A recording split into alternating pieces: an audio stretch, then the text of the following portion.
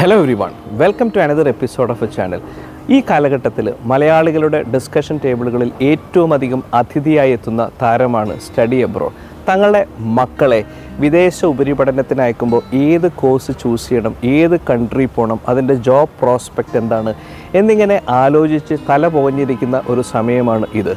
മലയാളികളുടെ പ്രവാസ ജീവിതത്തിന് വർഷങ്ങളുടെ പഴക്കമുണ്ട്. 70കളുടെ ആദ്യ കാലഘട്ടത്തിൽ നല്ല ജീവിത സാഹചര്യങ്ങൾ കണക്കിലെടുത്തുകൊണ്ട് മിഡിൽ ഈസ്റ്റിലേക്കാണ് സ്കിൽഡും അൺസ്കിൽഡ് ആയിട്ടുള്ള ആളുകൾ കുടിയേറിയതെങ്കിൽ ഇപ്പോൾ കേരളത്തിൻ്റെ ട്രെൻഡ് എന്ന് പറയുന്നത് ക്വാളിഫൈഡ് യൂത്ത് മുഴുവനും ഉപരിപഠനത്തിനായിട്ട് വിദേശ രാജ്യങ്ങളിൽ, especially European countries, New Zealand, Australia എന്നീ രാജ്യങ്ങളിലേക്ക് പോകുന്നൊരു ട്രെൻഡാണ് നമ്മൾ കാണുന്നത്.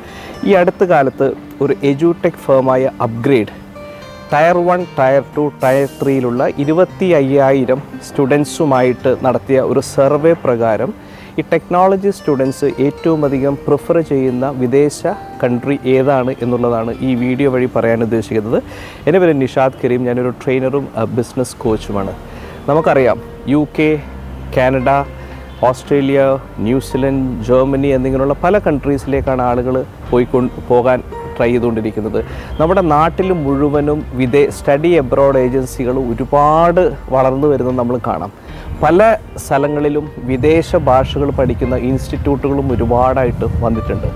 ഇപ്പോൾ ഏറ്റവും അധികം ഈ ഒരു സർവേയിൽ 25,000 കുട്ടികൾ പാർട്ടിസിപ്പേറ്റ് ചെയ്ത സർവേയിൽ 33% മുകളിൽ ആളുകൾ പ്രിഫർ ചെയ്ത ഡെസ്റ്റിനേഷൻ ജർമ്മനിയാണ്, എസ്പെഷ്യലി ടെക്നോളജി സ്റ്റുഡൻസ്.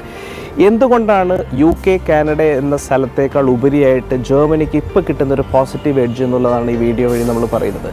കാനഡയെ സംബന്ധിച്ച് കുറച്ച് പുറകിലേക്ക് വലിക്കുന്ന ഫാക്ടേഴ്സ് ഈ അടുത്ത കാലത്ത് ഇന്ത്യയും കാനഡയുമായിട്ടുള്ള ഡിപ്ലോമാറ്റിക് ടെൻഷൻ, അവിടുത്തെ ലിവിങ് കോസ്റ്റ് കൂടുന്നു, അവിടുത്തെ ജോബിന് അൺസർട്ടനിറ്റി വരുന്നു, കുട്ടികളുടെ സ്റ്റുഡൻസ് വിസയിൽ ഒരു കൺട്രോൾ വരുന്നു. എന്താണ് UK വരുന്ന ചെറിയ ചെറിയ പുള്ളിങ് ഫാക്ടേഴ്സ്?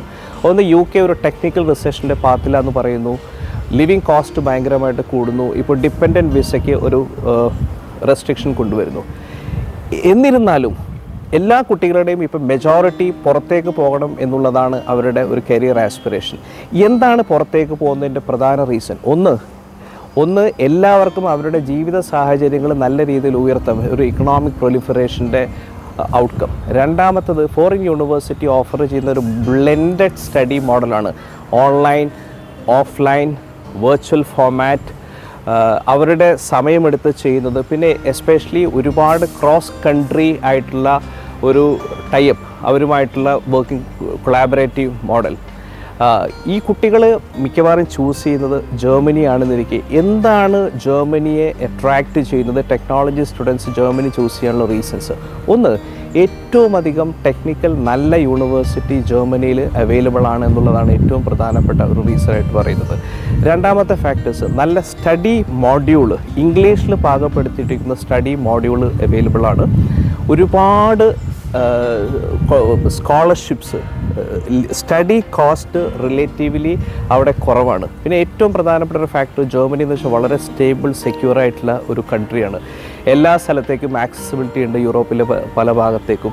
പിന്നെ അവിടെ റിലേറ്റീവ്ലി മോഡറേറ്റ് ലിവിങ് കോസ്റ്റാണ്. അവിടെ പഠിക്കുന്നതിനോടൊപ്പം തന്നെ 20 മണിക്കൂറോളം കുട്ടികൾക്ക് വർക്ക് ചെയ്യാനുള്ള ഓപ്ഷനുണ്ട്. ജർമ്മനിയുടെ ടെക്നോളജി എഡ്ജ് നമ്മൾ എടുത്തു പറയേണ്ട ആവശ്യമില്ല. എല്ലാ ഫേമസ് ആയിട്ടുള്ള ടെക്നോളജി കമ്പനീസും ബേസ്ഡ് ഔട്ടിരിക്കുന്നത് ജർമ്മനിയാണെന്നും നിങ്ങൾക്കറിയാം.